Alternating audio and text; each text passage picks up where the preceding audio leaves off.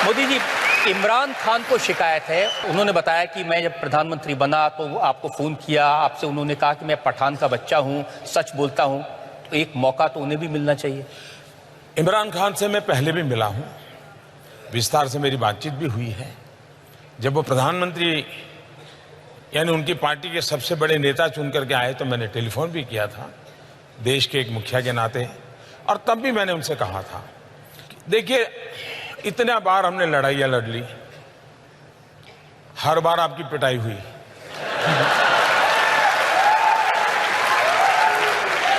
आतंकवाद करके भी कुछ पाया नहीं।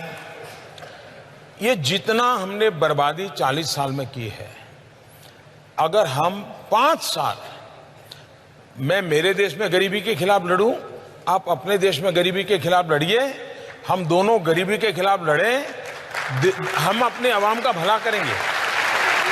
तो उन्होंने मुझे कहा कि देखो मोदी जी, मैं पठान का बच्चा हूं, मैं सच बोलता हूं, और इसलिए मैं आपको कहता हूं कि आइए हम नई शुरुआत करें। ये बात हुई थी।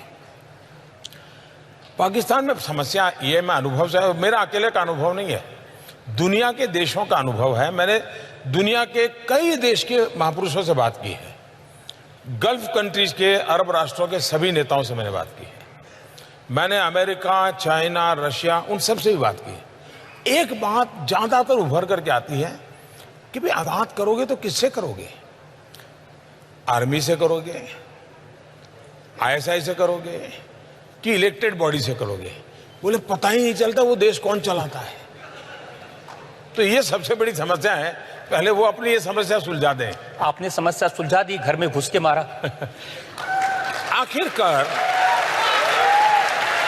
जब उनको हमने सबूत दिए, बार बार दिए, और जब घटना घटती है तो इतनी प्यार से, इतनी मीठी बात करते हैं जी, आप भी सोच लेंगे यार नहीं पाकिस्तान सुधर गया है।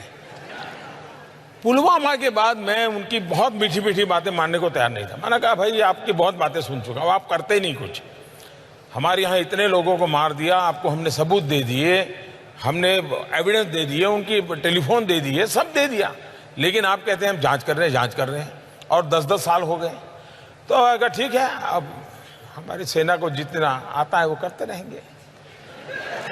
उनकी बात तो समझ आती, लेकिन हमारे यहाँ ममता दीदी हैं, बहन मायावती हैं, अखिलेश भाई हैं, राहुल भाई हैं, जितने भाई बहन हैं आपके यहाँ पर, वो सब कह रहे थे सबूत दीजिए एयर स्ट्राइक का। देश के किसी भी नागरिक को सबूत मांगने का हक है। राजनीतिक दलों के नेताओं को भी सबूत मांगने का हक है, लेकिन सबूत मानना ही उनकी जिम्मेवारी भी है। इनका प्रॉब्लम है कि मांगते रहो लेकिन मानो कुछ नहीं। सबसे बड़ा सबूत पाकिस्तान खुद है जी। आप मुझे बताइए कि हमने तो कुछ डिक्लेयर नहीं किया था। हमारी जो स्ट्रेटेजी थी उसके हिसाब से तो सुबह हम मीटिंग करने वाले थे, मीटिंग करके कुछ योजना करने वाले थे, उस प्रकार से सारा प्लान किया हुआ था। जब 3-3:30 बजे सब पूरा हो गया, हमारे लोग लौट आए, वो अपना यूनिफॉर्म वगैरह उतार करके सब अपना चाय वाय कर रहे थे, तो बड़ा हंसी मजाक का काम चल रहा था जी। मुझे भी इन्फॉर्म कर दिया गया, तो पहले मेरा मन कर गया कि चलो सो जाएं। फिर मुझे हुआ नहीं यार, देखे जरा इंटरनेशनल में कुछ हलचल तो नहीं है। तो मैं जरा ऑनलाइन जाकर के सारा सर्फिंग करने लगा कि दुनिया में कहीं पर इस घटना की खबरें आना शुरू हुआ तो नहीं है। घटना बहुत बड़ी थी। उधर मेरे लोगों को मैंने कहा ठीक है अब आप सो जाइए, लोग थके हुए होंगे, सुबह बात करेंगे। लेकिन मैं नहीं सोया। 5-5:15 बजे पाकिस्तान ने ट्वीट किया कि भारत आकर के मार के चला गया।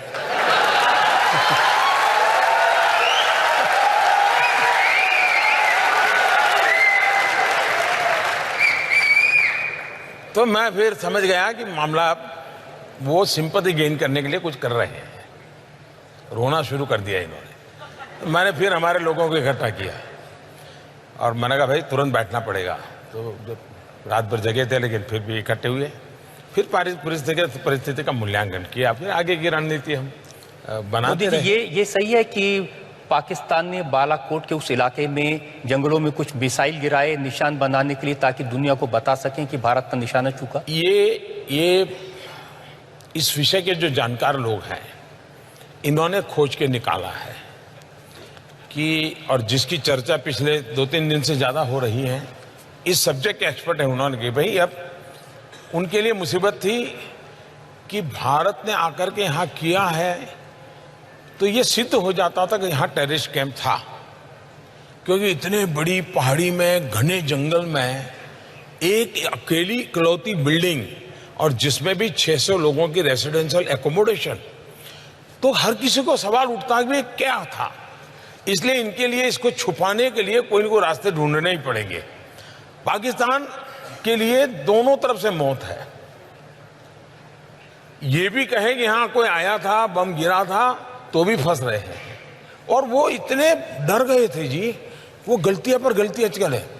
विमान उनका गिरा, उन्होंने कह दिया हिंदुस्तान का गिरा। पायलट उनका मरा, उन्होंने कह दिया हिंदुस्तान का मरा। यानी वो बिल्कुल ही बैलेंस खो चुके थे। और बैलेंस खोने का कारण था कि इतनी बड़ी घटना उनके लिए असंभव थी जी, और अभी भी उस सदमे में से बाहर नहीं आए। ये तो भारत में अगर चुनाव ना होते ना, अगर चुनाव ना होते और ये तू मैं ना होती और सामान्य दिवसों में घटना हुई होती, तो विश्व की जो महत्वपूर्ण मिलिट्री ऑपरेशंस हुए हैं इसकी उसमें गिनती होती जी। ये चुनाव के तू मैं में भारत के वीरों के पराक्रम को हमने नजरअंदाज किया है। और इसलिए मैं तो ईश्वर से प्रार्थना करता हूं कि चुनाव नतीजों के बाद शांति से इसके एक्सपर्ट हो, वो देश को समझाएं कि भारत के लोग कितने पराक्रमी हैं, कितना बढ़िया काम किया है।